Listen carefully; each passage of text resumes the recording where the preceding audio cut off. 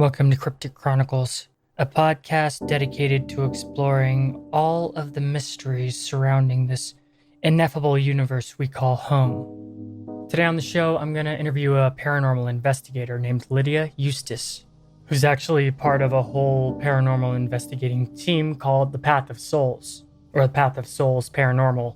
And we're going to go into detail about everything her team does when they're conducting these paranormal investigations, as well as some of their cases and anything scary that they may have encountered. But one thing to note about this episode is the audio quality is kind of off when I talk. I'm using a new program to record when I have a guest and haven't quite figured it out yet. But there's like a weird reverb thing when I talk sometimes, and sorry, there's like nothing I can do about it. Next time I won't have it. I'll try and figure out how to avoid that. But for this episode that's in there, if you happen to be a audio editor though, and you want to hit me up and tell me how to remove it, I would gladly re-upload this episode to have perfect audio quality. But let's get started, shall we? I'm your host, Tim Hacker, and you're listening to Cryptic Chronicles.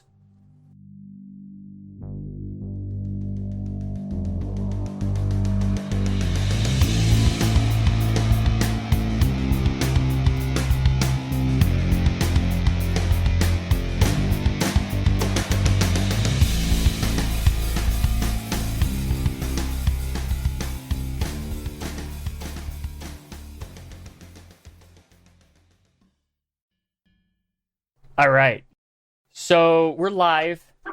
Thank you for joining me today, Lydia Eustace from the Path of Souls Paranormal team, founded in 1999 by Juanita Espinoza Aragon, and includes John and Melinda Ivy, Mark Trujillo, and Frankie Marty. Am I pronouncing those names correctly? Close enough, yeah. The organization is dedicated to the study of paranormal research and adhere to a professional code of ethics and standards in scientifically based research. And their in-depth research has made many fascinating discoveries. Welcome. So can you tell me what exactly brought your team together? And can you just give me a basic overview of what you do? Yes, of course. Well, we are a paranormal investigation team, as that's already been said. And we do help people who are experiencing any kind of paranormal phenomenon, whether they're either, interested in it or curious about it, or if they're having issues or afraid for that matter. We do like to come in and investigate and find out if we would say their property is truly haunted or not. So that's what we do. And then we also do, whatever research we can, find out, if there's been any type of, history of the building and whatnot. And we came together originally.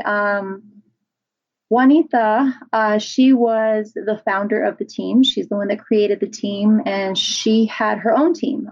She actually took me under her wing because I wanted to be a part of a team. I was inspired. All these paranormal shows that come on TV and whatnot. I was watching a bunch of them one time. I was going on like a marathon and I got curious. So I decided to look it up of how to become part of a team. So I emailed several teams here locally in New Mexico. And she's one that responded, and she kind of welcomed me with open arms and brought me on her team. So that's how I became a part of Path of Souls. And we also brought on Mark Trujillo. He was the next one to come on. And at that point, she decided that she was ready to retire, and she was going to go ahead and hand the team over to me. So I am now the team leader of Path of Souls, and I brought on John and Melinda Ivy, and I also brought on Frankie Mart. So now we are our own team, and I keep her there. I call her my mentor now because anytime I need any type of advice or whatnot when it comes to the paranormal, she's always there to answer any of my questions. Awesome. What kind of equipment do you use? Like what kind of on a normal investigation? There's several different types of equipment, and there's more technology coming out every single day, it seems. But the basics, basically, I use a full spectrum camera, me personally, and I use a voice recorder. And I also have some other things. I have some EMF devices, which they measure electromagnetic fields. So if there's any type of entity in the room, then it will spike and it will let us know. The higher the number, then the more validity we can give it. And my one of my team members, Mark, he has several different devices, actually, some that are called periscopes. They light up with static, and anytime something is near it or around it, they'll light up. And I think those are my favorite out of what he has. And I also am going to be using a night vision video camera as well. So there's so many. I mean, I can go on and on. So has your team ever captured spirits on film? As a matter of fact, yes. We captured a couple of things at this one small location here in New Mexico. I brought on a guest investigator. He had a camera set up in one of the rooms in this little building, and we caught a shadow figure. And yeah, it's quite interesting. And then another video in the same room at the same angle, actually, you see some like anomaly type thing manifesting itself like on the other side of the same exact screen. So 2 different videos, 2 different periods of time, but none of us were in that room, and it's an enclosed room. So there's only one door, one way in, one way out. So that was pretty interesting as well. Yeah, that's kind of creepy. So I understand that one of your investigators, is it Juanita? She comes from a long line of healers? Yes. Yes. What exactly drew her to begin the team and start the team? Do you know? Did she give you any stories about her experiences? Well, she's always been connected to the paranormal. She is what you would call a psychic medium as well. She feels different energies, and she's had, experiences pretty much her whole life. So I'm not exactly 100% positive as to what, drove her to start the team. I can't recall. She might have told me once before, but I can't say for sure. But yeah, she's actually, she's very sensitive. So she's like a genuine psychic. Yes. That's fascinating. Do you have any spiritual connections to the paranormal at all? I'm not sensitive by any means. I don't actually feel things. I don't see things. I don't hear things, unless it's in real time. I'm not sensitive. I can't really walk into a building and say, yes, I definitely feel the change of energy. There are some places that I have been where I did feel something different and very strange and odd, to where I can say, wow, yeah, but it's very rare that it happens to me. So I pretty much just go off of our equipment and what we get with our devices. Well, that's good. It seems being sensitive could be pretty freaky. Yeah, it seems like it would be. I mean, sometimes I get a little jealous, wishing I was. But at the same time, I'm grateful that I'm not. Have you ever had any investigations where you felt like you might be in danger? No, I have not. I have not encountered anything malevolent, nothing dangerous or demonic or anything like that. We do tell our clients, though, that if they do feel like they're being malevolently attacked, to let us know immediately, and I will bring somebody in to spiritually cleanse the place. But I have not run into anything like that so far. Well, that's good. Yeah. Definitely. Have you ever heard of the paranormal investigator Gaurav Tiwari? I have not. He's a famous Indian investigator, and who by all appearances basically died from paranormal. Oh, wow. He got really into it, and he started doing all kinds of investigations and whatnot, and in his career he investigated over, I think, 6,000 cases, and he traveled across the world to the most darkest and frightening places, all surrounded by horrifying paranormal lore. And after investigating a possessed young girl, he was found strangled to death in his bathroom. Wow. And wow. Well, he wasn't found strangled to death. He was actually alive at the time when they found him, but he died on the way to the hospital, I think. Hmm. But the doctors could not find any physical evidence of him being strangled. Wow, So it's that's almost like, interesting. yeah, he brought something home with him and it killed him. That's one of the most fascinating cases I've ever heard of paranormal investigators straight picking off more than they can chew and ending up dying from it. Yeah. Hmm. But That's that's, definitely interesting, though.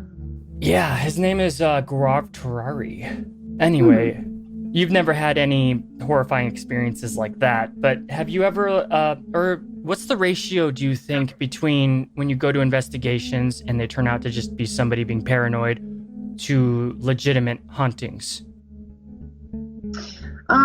Well, it happens actually a lot. I'd say, I would say like maybe 60-40. That's what pops in my head when it comes to that because, um, I'm a skeptic on some things, and I do believe that electricity has a lot to do with, the way people think, and depending on how much electricity they have in their homes, and if they're, it can affect, the mentality, and it can definitely make somebody paranoid. So I do, debunk, you know, quite a bit of experiences with that, but at the same time, I also believe, that what people experience in their own homes is completely different than what we will experience as an investigator coming into their home. So just because we go into somebody's home and they are freaking out and paranoid or whatever, like we can't automatically assume, you know what I mean? And we Yeah, don't always get something either, so it's really hard to say whether or not they really are having these experiences or not. I mean, we try our best to validate it, but sometimes we just can't. So yeah, that makes sense. mhm. So, have you ever visually seen a ghost? I can't really say for certain that I have. There's a moment that I question, but I can't really say for sure because I wear corrective lenses and whatnot. So like I don't believe that I actually saw anything or I have seen anything ever. I mean, I've heard things, things have happened, but I've never actually seen a spirit. What about spiritual type activity, like stuff moving on Um, their own? Yes, absolutely. I've witnessed some interesting things happening by themselves. Can you elaborate? That sounds interesting. Of course. Well, I'd have to say the first one that I encountered was we stayed at the St. James Hotel, and that's located here in Cimarron, New Mexico. It's an old Wild West town. Very historical. Billy the Kid's been there, Jesse James. There's been a lot of Wild West visitors to this hotel. And it was our first stay at the hotel. And we heard footsteps walking around the bed in the middle of a nap. And the floor is very creaky. And we were the only guests in the hotel at the time. There were other guests that checked in, but not until later in the night. So that was quite interesting. That was the first time, unexplained footsteps. I've ever experienced that. The other only thing that happened over there was my camera got knocked off the mantle and the batteries like popped out of it and everything. Like it was thrown on the floor by some unknown force. So that was also an interesting experience. Yeah. and This, go on. Oh, no, no.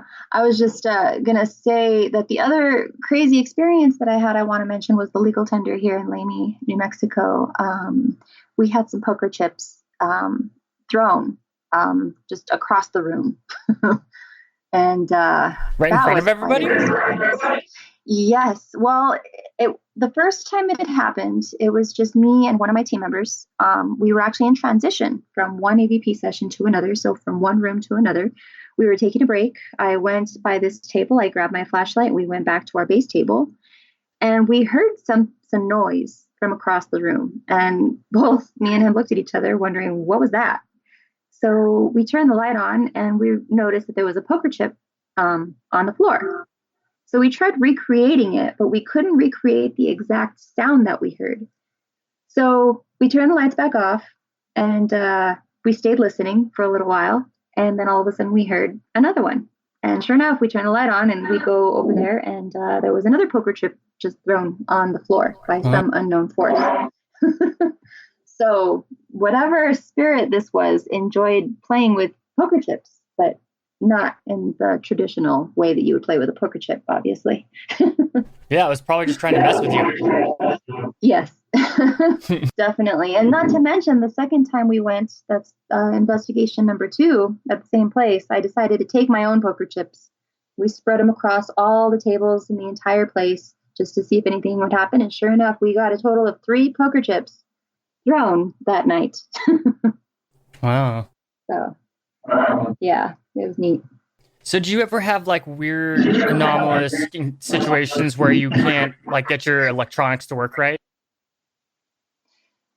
Yes, it actually happened at the same place. I was trying to show my team member something on my phone, and all of a sudden my phone just went crazy. It was like it malfunctioned for the first time, and I'd never seen my phone do anything. I couldn't even turn it off. Like, he had to help me turn my phone off because I could not turn my phone off.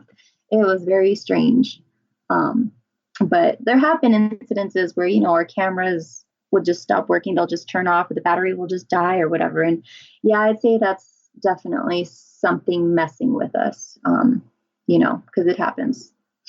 So when I've made a couple episodes about like ghost stuff or like thought forms or even mentioning like demons and things of that nature, I have come across situations where files wouldn't even open. And I've also come across situations where like it's not like they would be deleted, but they would be corrupted somehow.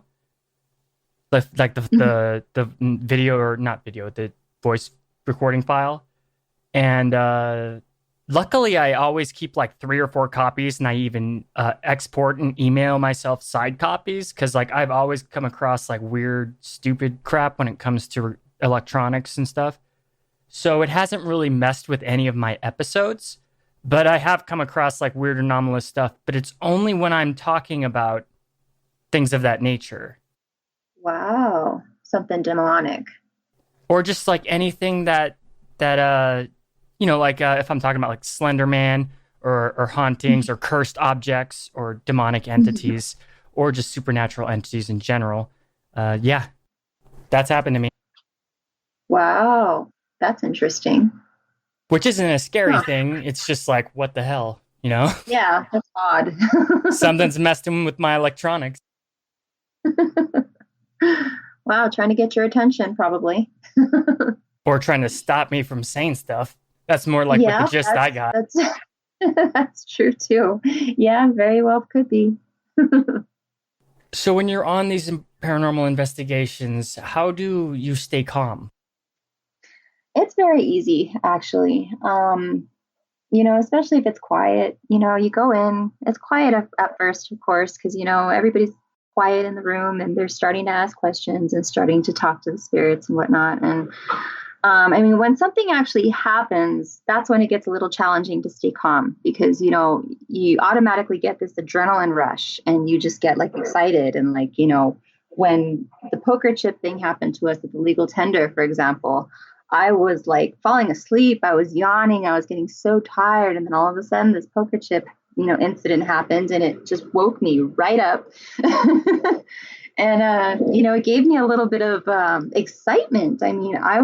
It scared me a little bit, how can you not get a little scared from time to time? So it probably activated the fight or flight instinct. Yes, absolutely. Absolutely. Yeah, I was just, amazed. So, when stuff like that happens, then of course, it definitely causes excitement, but you can't be the type of person as a paranormal investigator to just run out of a building or something crazy like that. You have to Of course not. Yeah, it's your job. Stay there. Exactly. That's what you do. Yeah. So, but for the most part, it's usually real easy to stay calm. I don't know if I could stay calm. So what kind of challenges or hurdles does your team face when going on paranormal investigations, and how do you overcome them? Nothing too big. I mean, probably the biggest challenges, for me, for example, would be, trying to get permission to get into certain buildings. I mean, that can be a little challenging. You have to Mhm. call the person in charge, and then sometimes you have to go through hoops to get a hold of somebody to, allow you to come in and investigate. And sometimes they will say, no, sorry, not at this time, and taking rejection is a little difficult always. Yeah. But as far as like the team goes and like all of us, I mean, it's kind of like probably getting our schedules together. Because a lot of times, if there's an investigation that pops up and there's only certain days or that it's available, let's say, or whatever, Mhm.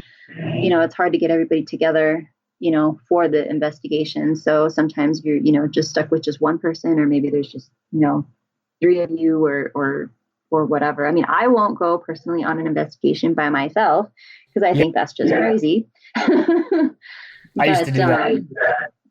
yeah, but that's pretty much the only challenge, I think. Other than that, it's pretty smooth, I would say.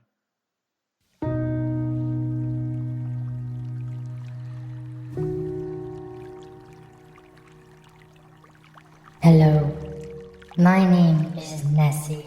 You might remember me from such places as Loch Ness, because I'm the Loch Ness Monster. Cryptic Chronicles is sponsored by Blueberry. If you're interested in making your own podcast, just go to blueberry.com or by going to crypticchronicles.com, click on the sponsor link on the homepage. By going through Cryptic Chronicles, you will not only be helping to support the show, but you'll also have the best podcasting host on the market. There's no contracts, and you can cancel anytime.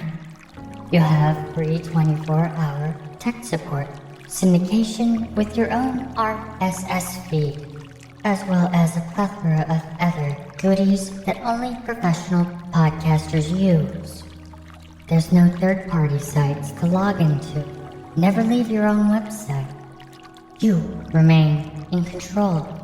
All you have to do is produce your podcast, write your blog post, and then publish with 29,000 plugins to pick from.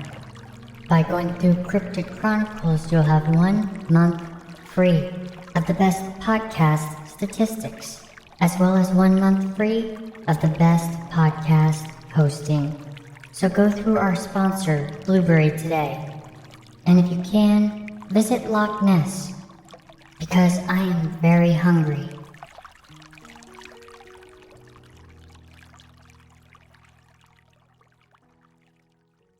So one time when I was doing an investigation, I actually did. Well, I've done a couple, and I've gone all by myself. And it was at this gas station where this dude was supposedly killed, and there was a haunting or whatever. I didn't see anything at all, but I was taking pictures with my phone. And when I was leaving, I felt like it was down a street, so there's cars parked all the way down the street, like next to the sidewalk. And Mhm. as I was walking down, I would hear like this like thump from car to car to car. And I don't know if it was just me being scared or it could have been anything, but it seemed real to me. That was probably the scariest one thing that happened to me on one of my investigations. But I actually when I was looking at all my pictures, I got this really weird image in one of the pictures of this apparition that looks like it's wearing like a gas mask. Mhm. It's bizarre. I can link it to you, and I'll link it in the show notes. But Okay. other than that, nothing really scary has happened to me on my own investigations. Well, that's good. Yeah, that was bizarre though. Yeah. Yeah, that sounds like it. It's interesting.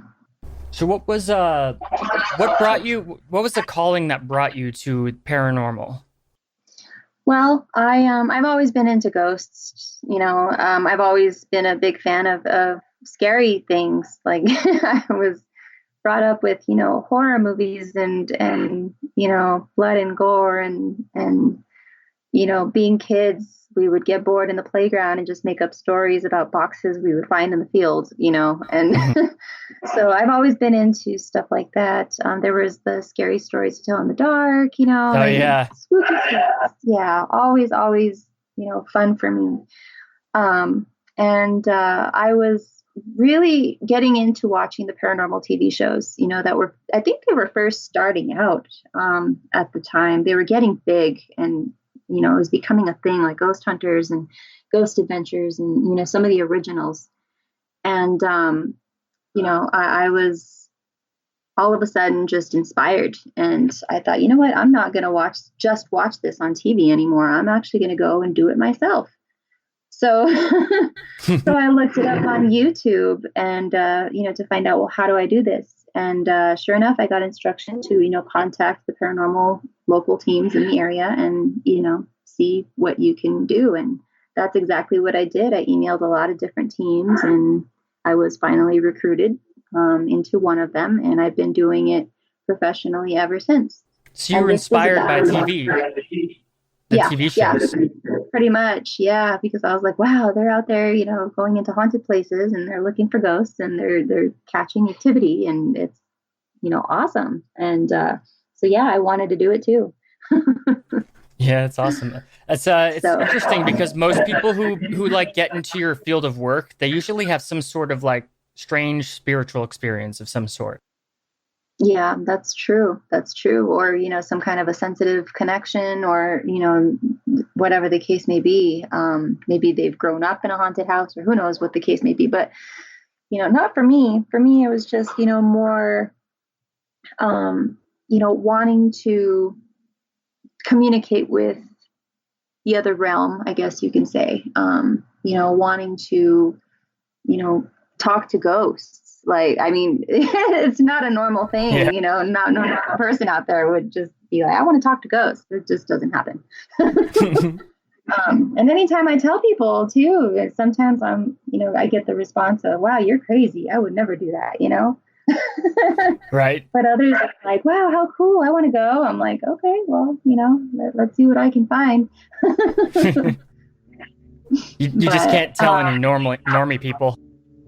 Yeah, pretty much, and I'm pretty proud of it. I mean, I don't go out there and announce it to the world, but every time it comes up, I'm happy to talk about it. I'm like, of course, yes, let's talk about this. I want to hear it and I want to talk about it. And, it's fun and helping people. That's another thing that I found, becoming, a professional paranormal investigator.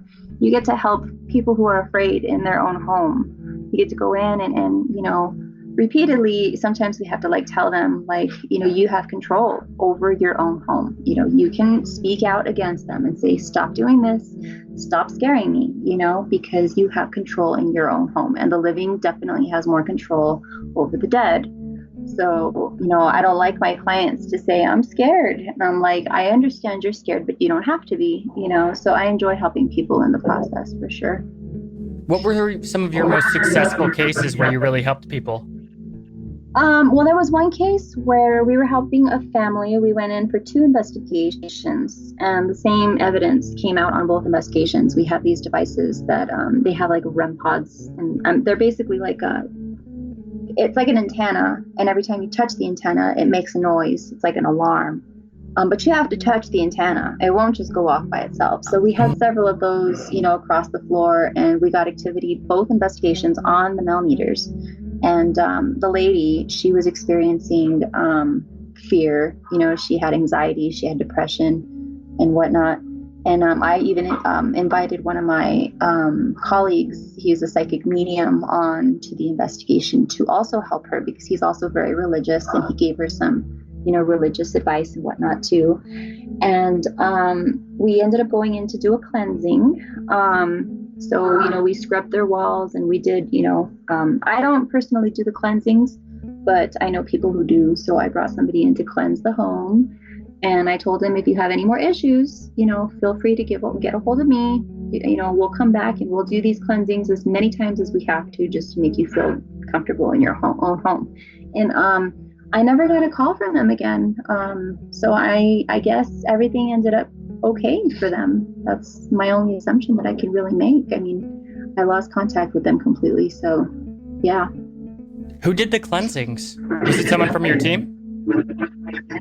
Yeah, I am actually, there's another team here locally called Paranormal New Mexico, and it's kind of a compilation of all kinds of different local teams from our area. So like Path of Souls Paranormal and like other teams here locally are part of the larger, Paranormal New Mexico team.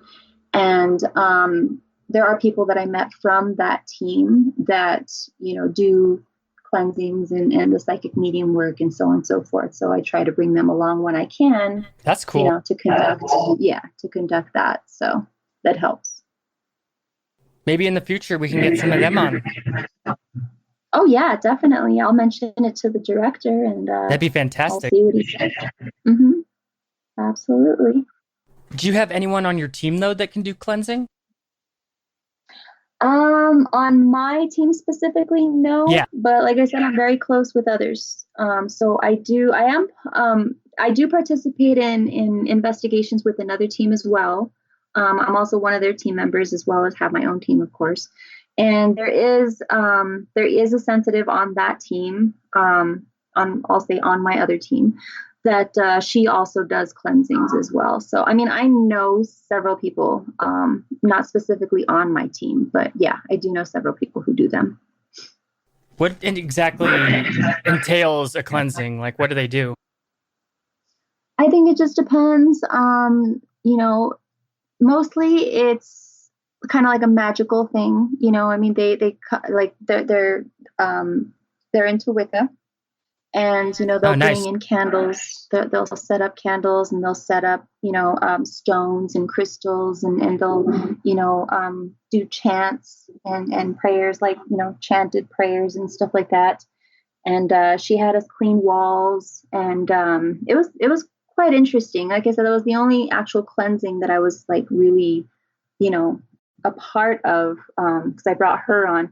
And it was quite interesting why I brought her on. She was actually getting images of this investigation that we were working on. She went and she posted something on Facebook, and it correlated with the investigation we were working on.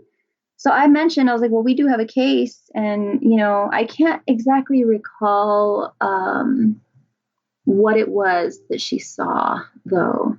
But she did know that there was somebody in trouble.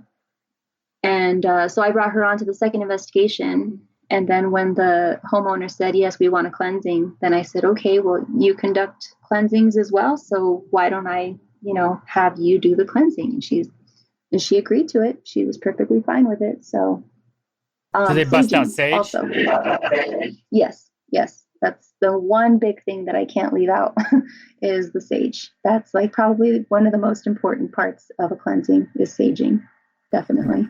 What did you tell them that they can do on their side to assist in the cleansing? The client. Talking to them. Yeah. Talking to whatever entity it is that's bothering them, explaining to them, take control over this, tell them you're not welcome here. You're bothering me. Stop scaring me. You are not welcome. If there's any negative energy, please go away. We don't want negative energy in my home. And so that's like what I, advise the client to do personally, to try to help it out. And of course, I told them if I were you, go to some, metaphysical store maybe that you have in the area, buy yourself some sage, open all the doors and windows, go around your house, every single corner, because I do it to my home as well. I sage my home once in a while as well, and that's how I do it. So I advise the same thing that I do, basically. So from what I know, one of the main things that you can do to cleanse your home of negative energy or negative spirits is to clean it. Mm-hmm. Is that true? To just keep it clean? Yes. And I would say that's a big part. Yeah. Like she had us scrubbing the walls, that's part of cleaning a home, it helps. I think it definitely helps because of course, it's going to help with your mentality as well. Having a dirty, cluttered home is, it's not very healthy. Like, So yeah, to clean the home definitely helps. But I mean, some people have issues and they can't or whatnot. So I'd say the best they can try to do is just sage then, in that case. Because it seems like negative entities are really attracted to dirty places. You think so? Yeah, I guess they can be. They can be. But I mean, there are instances where negative energies also attract themselves to clean places too. But I don't. That's interesting. I mean, I'd have to look that up a little more. Do some research on that part. And that's more like a cult than mainstream paranormal investigation. But yeah. Yeah. Because divine beings or higher beings or more positive beings, according to occult lore, can't really enter an area that's like dirty and filthy or has negative energy in it. Whereas a negative being thrives in it and is even attracted to it. And well, even if they find people there in that negative space, they'll try and entice those people to create more negative energy. I see. Yeah, no, that makes sense. That definitely makes sense. I can see that happening. So during the cleansing, it's like you should clean your house and sage everything, pray, all that good stuff. That would probably be the best way, do you think? Yes. Yeah, that would be the best way. Because like I said, a clean home also helps with the mentality as well, with the mental health, Yeah. It's important. It's definitely I'd say important. psychology plays a huge factor in paranormal because a lot of the time it's just in people's heads. That's very true. Very, very true. And their own psychic natures that they're not really aware of or happen spontaneously, similar to poltergeist activity being inspired by young children. Yes, that is very true.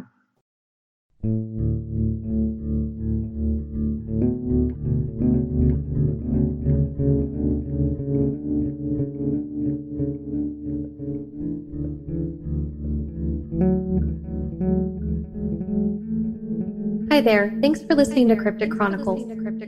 The show is sponsored by Blueberry, and if you're interested in starting your own podcast, use our link. We'll even give your podcast a shout out. Go to crypticchroniclespodcast.com and click on the Blueberry link on the homepage. By doing so, you'll be helping the show. Blueberry is optimized for iTunes as well as all podcast hubs. You won't have to worry about expensive contracts or fees. In fact, you won't have to leave your own website. You'll have your own RSS feed and no third-party sites. Try it for a month free by going through Cryptic Chronicles. Also, if you're a fan of cryptic content, please support the show on Patreon. By giving just $1 a month, you can really assist us in posting more content frequently. You'll also have access to bonus ad-free episodes of the show and the Discord channel. To keep up with all Cryptic Chronicles content, follow us on Twitter, Instagram, Tumblr, and of course Facebook. Give the Facebook page a like and join the Cryptic Chronicles group. We'd love to hear from you. Thanks for supporting the show, but most of all, thanks for listening.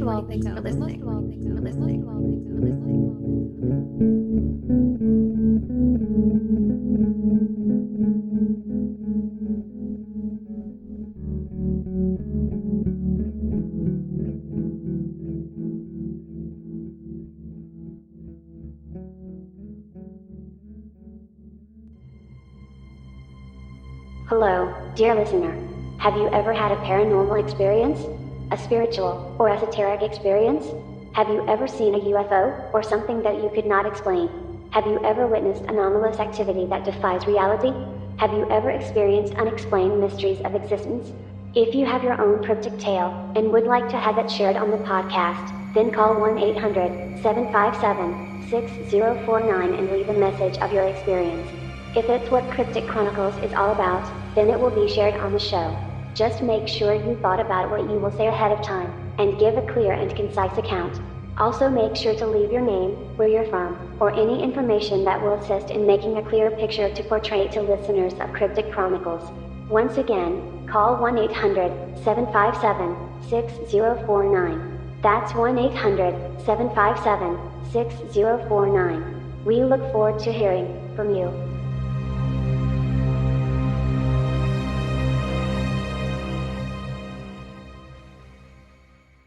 So, what's something that people often misunderstand about paranormal investigation? Probably that, things always happen when you go on a paranormal investigation, because things don't always happen. Yeah. Especially if you conduct tours, in a public place and whatnot. Like, you have to like tell people, like, just so you know, you won't always catch something. I mean, sometimes, you don't catch anything at all. Sometimes you catch a lot. It's a lot like fishing, how my mentor would put it, like it's a hit or miss. You just never know what's going to happen. So you can't automatically assume that if you're going to go on a paranormal investigation, that you're going to catch paranormal activity. Yeah, especially if the entity has no interest in showing itself or interacting with you. Exactly. Exactly. And, sometimes people can have the attachments themselves, versus the building having the attachments. You talking about people being haunted? Yes.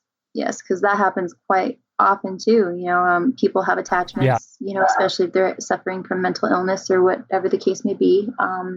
That also happens. So, when that happens, you have a paranormal team go into your house and they're not going to get anything because it's connected to the person and not the house. Yeah. So, yeah. That's probably a lot harder to handle. Mm-hmm. Yes, definitely. There's something I was going to ask. It's slipping my mind, though. Oh, yeah. So, is there anybody on your team that has experiences of actually seeing these entities or seeing spirits on investigations that you've gone on? No, as far as I know, my team members haven't actually seen anything. They've had EVPs, they've captured, noises, and poltergeist activity, meaning, things flying across the room. But I don't think any of them have actually ever seen entities. What are some creepy EVPs?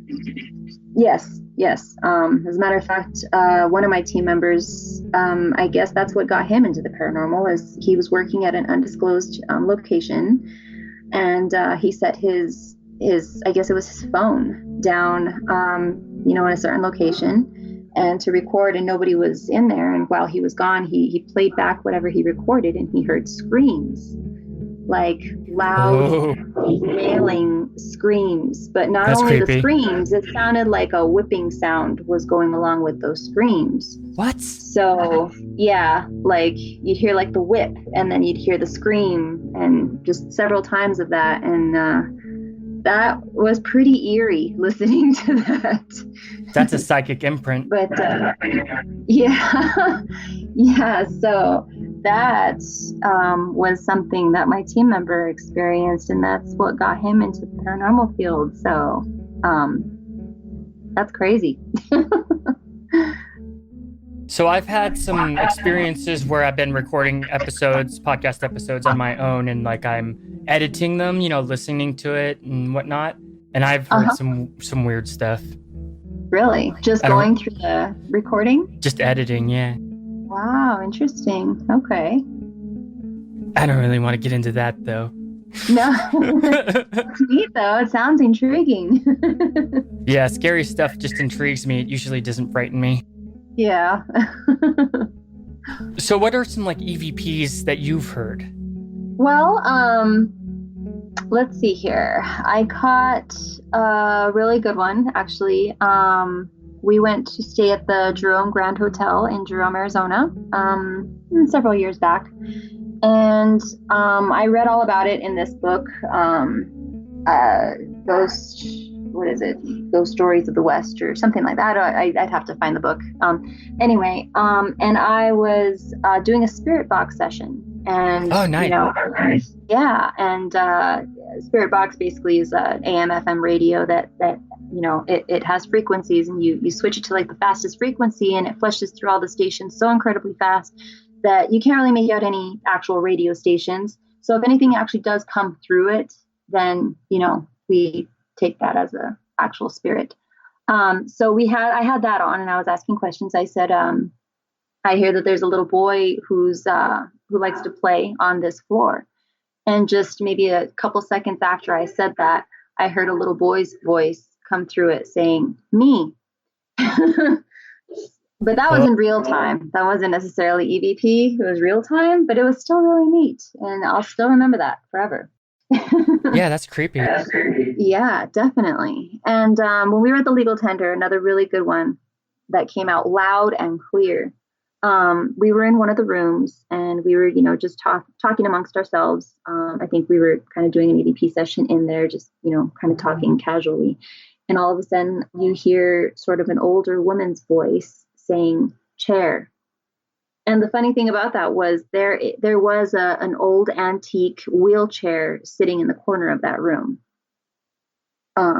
So I think that whatever it was that came through was connected to that antique wheelchair. So that was an interesting EVP. Yeah, seriously. Definitely. But yeah, those are just a couple of so many. I mean, I love going through my review because, every time I catch something, I have to listen to it over and over again just to make sure that I'm not, just like hearing somebody else talk or what, but that it's an actual EVP. So Spirit boxes are like the best form of EVPs, but they can be really creepy to certain people. Like, yes. I'm very familiar with spirit boxes, but I also know people who just like straight up won't be around or listen to them because it just disturbs them. Yeah, they are a little annoying. I mean, you can't do one for too long unless you're getting response after response because it will give you a headache. Yeah. And you also sometimes you get like extremely scary responses. Yeah, yes, that's true too. But they're fun to use though, that's for sure.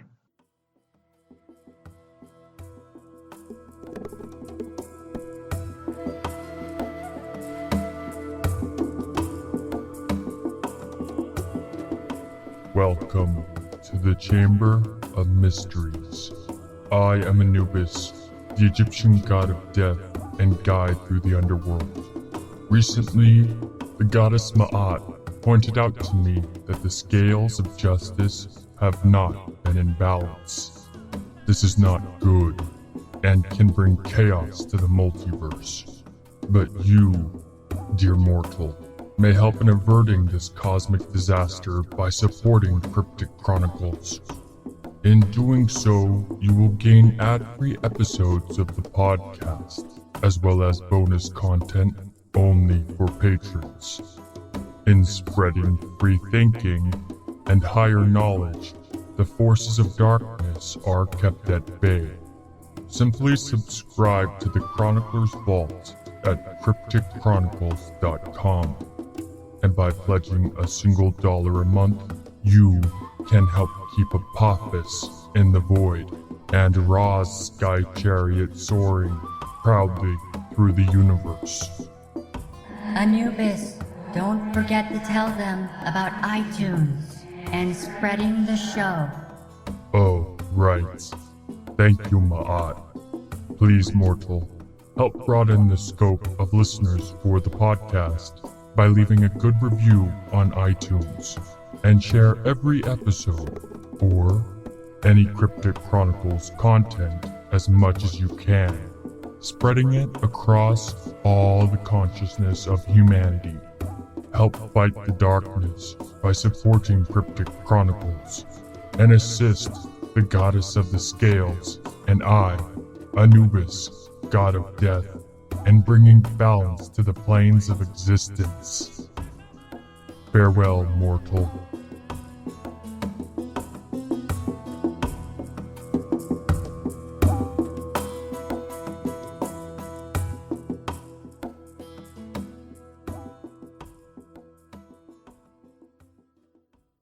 Do you think that these entities talking through EVPs are actual one-time human spirits, or are they possibly other entities pretending to be human?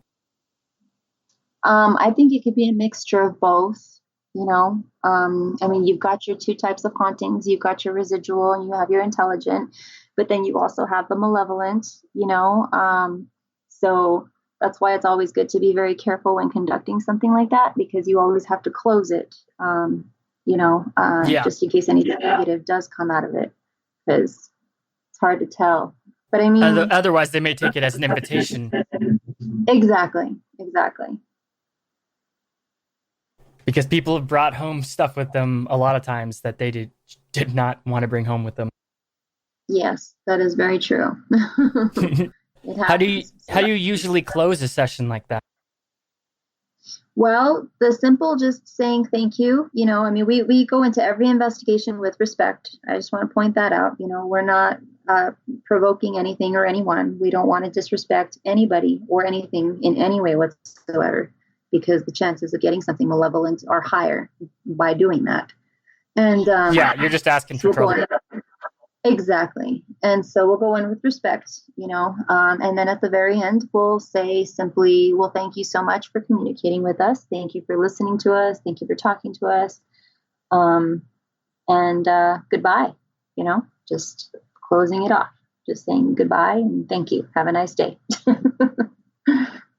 you do any visualizations with it at all? Like how so? Well, I'm a big time reader, and I just like destroy books. So I've read books on, paranormal investigation and stuff like that. And one of the books I read, I don't remember which one it was actually. It must have been a while ago. But the person talked about how in order to do things on the plane that they exist on, that you need a good way to have influence there is to visualize.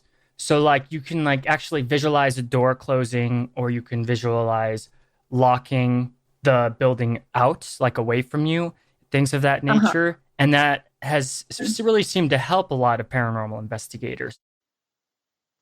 That's actually not a bad idea. I haven't tried that when it comes to opening or closing, but I mean, I have tried that when it comes to protection.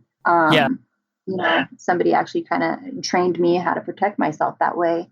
But yeah, I've never actually tried it in the opening or the closing of the investigations. So I'm willing to try that though. That sounds pretty solid. Definitely. Yeah, visualization seems to have a pretty big influence in the spirit world, the astral plane, the ether, whatever you want to call it.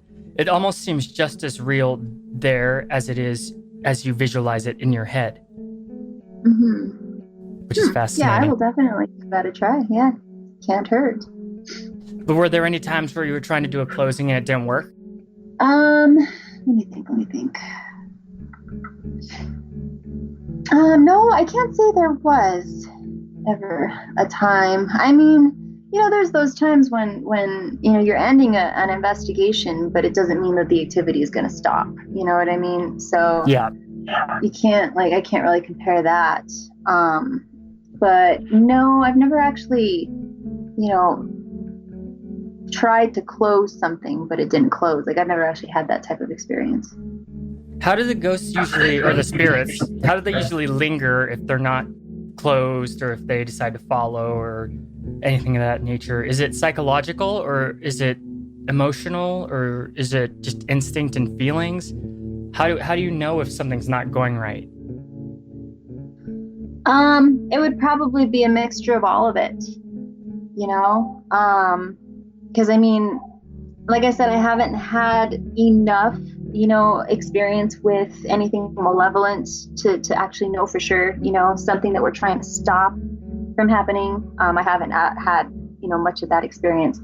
What I did experience though at this last case that we had, we were saging the home, and we had the door cracked open, the front door. And as we were ending the saging, we heard this odd scream, like a child scream. It sounded like it was right outside the front door. It was really odd, but it was a scream. And we went outside. It was raining that night, and this is an apartment building. So we looked, we went down the stairs. We looked right, we looked left, we went in the back, we looked right, we looked all over the place. It was really late at night. And for a child to be out at that time of night in the rain, screaming, it just made absolutely no sense to us. But we figured that whatever it was that we were saging left. So that was probably the only time, we've dealt with something. But I can't say that we've actually dealt with something that, didn't want to go away. Yeah. So you've never came across an entity that was formidable or possibly even dangerous? No, I have not yet. I mean, if I do, I'm definitely going to proceed with caution, but I have not dealt with anything like that yet. Um, we just go as far as claims. If people are afraid, we'll help them as best we can. I even know a priest who works in the paranormal field as well. If they prefer to bring him in to do a blessing, then that's what we'll do as well. But I've never had anything persistent, I guess, so to speak. You have a priest. Yeah. That's interesting. He works with the Wiccan people? No, that's completely separate. Yeah, I don't see them working together. He's a different. Yeah, no, he's different. He does, he's on the religious aspect of it all. So I mean, if you have a client who's Catholic, for example, and they want, and they prefer to have a priest come in to do a blessing, then that's what we do. But if they're not really affiliated with any type of religion, and they're okay with just bringing a Wiccan in to do their magic, then that's what we do as well. So I mean, we give our clients the options. It's all up to what they want. So from my knowledge, like people, sorry, go on. No, I'm good. I'm done. Like entities don't if a priest came in and the entity didn't subscribe to Christianity when it was alive, the priest's cleansing won't work. Have you found that to be true or not? I don't have enough evidence to say that's true or not true, because I haven't had any case like that yet. I mean, I've offered it, and but that's as far as I've gone, really. So, like a Native American spirit who is maybe haunting an area of land, and somebody builds a house there and then brings in a priest to cleanse it after paranormal activity starts. The Native American spirit probably is just going to laugh. Right. Yeah, no, that makes sense. I mean, that's completely reasonable, which is why there's options. That's why, I mean, even so, like, if the client wants a cleansing and they want, the Wiccan type of cleansing with the sage and the rose, or the sage and the candles and whatnot, then we'll bring them in. But I tell them, if you want to go further and do a different type of cleansing, we can do that too, and they can go with a priest if they'd like. So I guess it just depends, on what we're dealing with, and we don't really know until it actually happens. I'm sure a lot of people in the West would prefer the priest over the Wiccan. Yeah, definitely. So what makes you feel inspired to continue your research into paranormal investigation? Well, I'm still intrigued by it, nonetheless, I still enjoy the thought of, going out and looking for ghosts. I mean, even the history of some places I'm intrigued with, just walking into a building that I know is at least 100 years old. I'm just like astounded by it. And I love the feeling of history, and almost as if the walls can talk, they would, I love that. And, I gotta say that we have more to be afraid of in the living than we do in the dead. I feel like they have a huge role in influencing us, though. Yes, definitely. But I mean, I've been interested in it my whole life, and there's no reason to stop, no reason. Totally. I still love traveling and going places that are, really old and historical and haunted, and talking with whatever entities might reside there. It's always been intriguing to me. And helping people, of course. Oh yeah, helping people is always fantastic. But what is the scariest background story to a place that you've investigated? Well, I went to the Myrtles plantation this last November. And it kind of speaks for itself. I mean, back in the day when they were, slavery and such, there's definitely some horrific stories, to that place.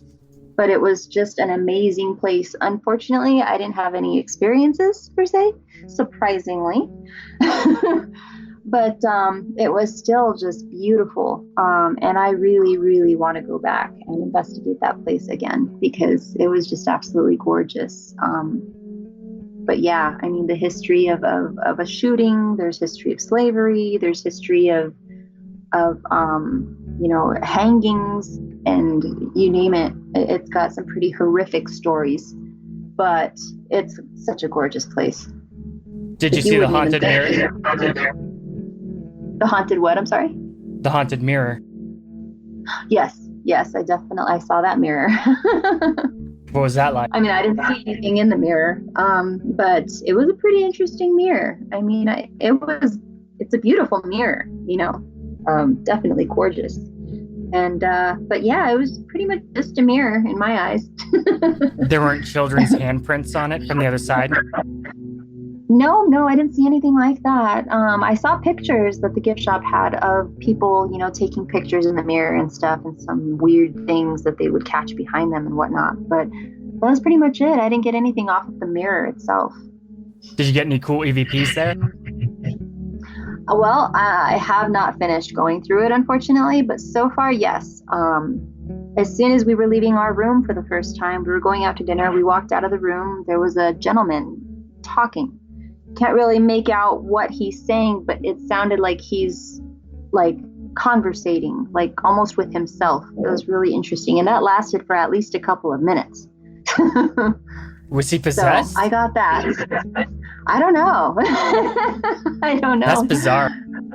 Yeah, definitely. And there's history of the butler haunting that room. So I don't know if it was the butler or it was also General Bradford's room. So he was one of the original owners of the plantation, apparently. And so it could have been him as well. I don't know. It's hard to say. Yeah, and the legend of Chloe is pretty sad. Yes, that is a very sad story. But I'm very curious to see if she's going to pop up in any of my recordings. Right. She's the one who trapped the kids in the mirror. Apparently, yeah. After she poisoned them.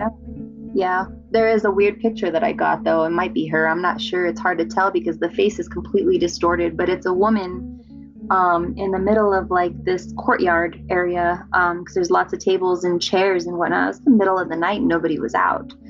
But the face was distorted. She's wearing a black dress and it looked like she was looking right at me, like as I was taking the pictures. Did she have a turban on? So Because Chloe wears a turban to hide her mutilated ear. Right, yeah, and I can't tell. It's that distorted. But I can definitely tell that she's wearing a black dress and just standing there. Like you could just see something standing there. Very weird. Creepy. Yeah. Yeah, I love the Myrtle Plantation. I've actually covered it before on the show. Oh, really? How cool. Yeah, it's I amazing. love legends of like cursed objects and stuff like that. Oh, good. That's awesome. Have you been watching Ghost Adventures Quarantine? I don't really watch TV at all. Okay, yeah. I'm familiar with like ghost shows and whatnot, but to be honest, I've never seen a single episode of any of them. I don't blame you. I don't blame you at all. But I gotta say, I've been to the Haunted Museum, Zach Bagans Haunted Museum in Las Vegas, Nevada. We just went actually early March, and wow, it was quite interesting. We were in one of the rooms, and from my memory, from what I can recall, I was, I was with two other people. I was with my husband and my niece, and they were standing in the back of the room. I was standing in the front of the room, and they had us watching a TV screen. And as I was watching the TV screen, I felt myself feeling faint, like I wanted to pass out. Like I was trying with everything inside of me to not pass out because I did not want to be, quote unquote, that person, if you know what I mean. Yeah. Because there was a camera looking right at us too, and I would look at the camera, then I'd look back at the monitor. What was happening to you? I don't know. Like I was doing my breathing exercises. I could feel my heart start to race and go faster and faster and faster. I could even feel my pulse in my hands. My hands started getting clammy, like really clammy, and I started getting shaky. So I like bent my knees as much as I could, and just worked on my breathing and just hoped that they would let us out of that room like real soon. Finally, they let us out, and I went to my people and I was like, oh my gosh, I almost fainted. I can't believe it. Well, it turned out that when they filmed or when they did the first episode, they aired it a couple weeks ago. that was where he started the investigation, because there's a history of women fainting in that specific room. Wow. So you were being affected by like spiritual stuff. Yes, whatever it was that makes women faint in that room was affecting me. And I don't feel things, I don't normally, say, oh, I have to step out for just a minute. Like, I'm not that person, you know what I mean? So for something like that to happen to me, I was just hoping that I didn't have to go to the tour guide and say, can I step out, or, whatever the case may be. I didn't want to be that person. So I made it. Barely, but I made it. Yeah, you didn't pass out, luckily.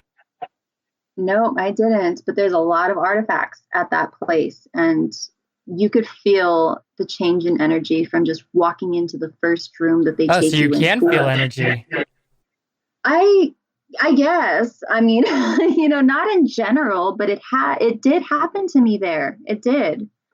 So it's really odd, I mean, the energy has to be that strong for me to feel it, I guess, Yeah, I feel like everybody can feel energy. They're just, a lot of people are just closed off to it. So did you see the Dybbuk box there? Yes, I did see it. I was hesitant to go in the room because they told us, if you don't want to go in the room, that's fine. Just, stand here on the side and we'll come get you when we're done. So I was one of the last people in there because I was thinking about it. And then finally I was like, you know what, I'll just go in. So I went in and I looked at it and I thought it was neat. Did you feel anything? But I guess I didn't feel anything in that room. No, especially compared to what I felt in the beginning of the tour. But it was a neat object though. And apparently he opens it in this like mini series that he filmed. So I'm kind of curious to see what happens. Dybbuk demons are really nasty. Yeah, I've seen some videos on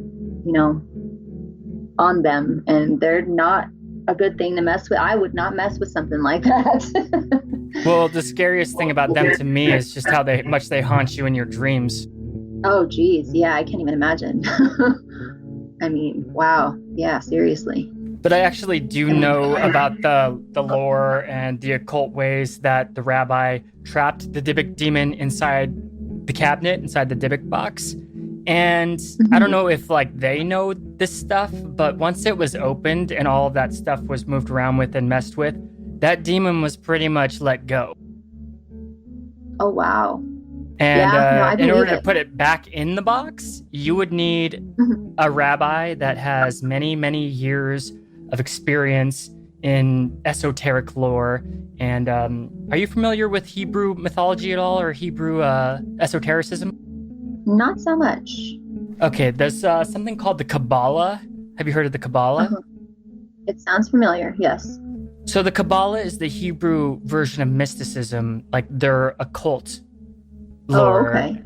And in order to actually trap a Dybbuk back in the box, you would need a rabbi who is an expert in Kabbalah and able to use all the rituals and spiritual stuff necessary to put the demon in the box.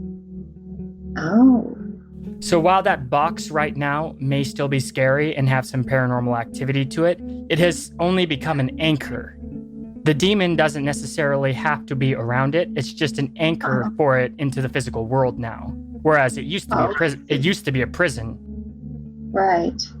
Wow. So when they opened that thing up, they really messed up. At least according to my knowledge.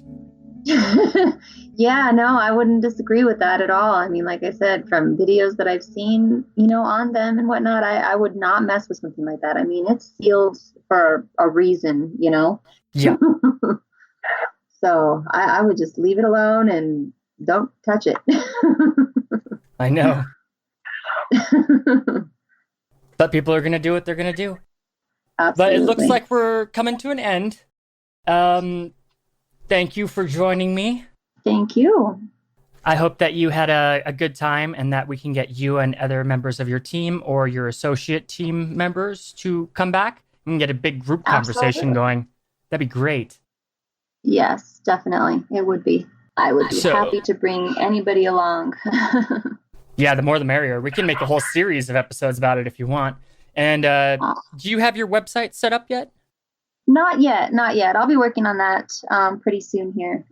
Been busy with review. I mean, we've had investigation after investigation. It's been pretty crazy, but when things settle down a little bit, then I'm definitely going to get going on that. So Okay, just let me know when, and I'll attach a link to it on the post for the episode.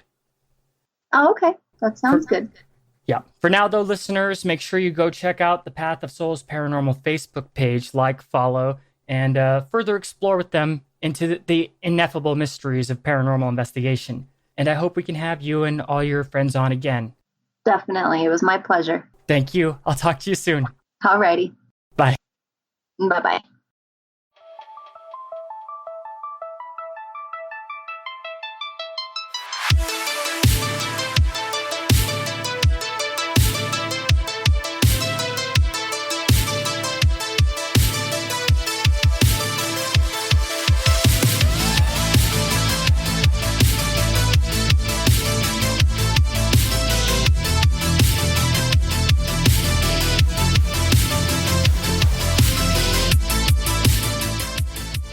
All right, that was Lydia Eustace from Path of Souls Paranormal. It was a pleasure to talk to her, and I can't wait to meet her whole team of paranormal investigators. They all seem pretty fascinating, especially her mentor, who sadly couldn't make the interview today. But I'm sure that we'll see them all soon enough. You know the drill. Cryptic Chronicles is available on iTunes, Stitcher, Podbean, any podcast hub. If you got the time, please leave us a good review. It would really help out the show. And I'd like to thank my patrons. Mark Lane, you're the man. Angie Allen, always awesome. Kenny, you know you're my homie, Kenny. Leanna Watts, Paul, thank you. Stephanie Wilkie, and of course, Linda Gonzalez. I'm your host, Tim Hacker, and as a wise poet once said, no life is worth living if we cannot be true to our nature.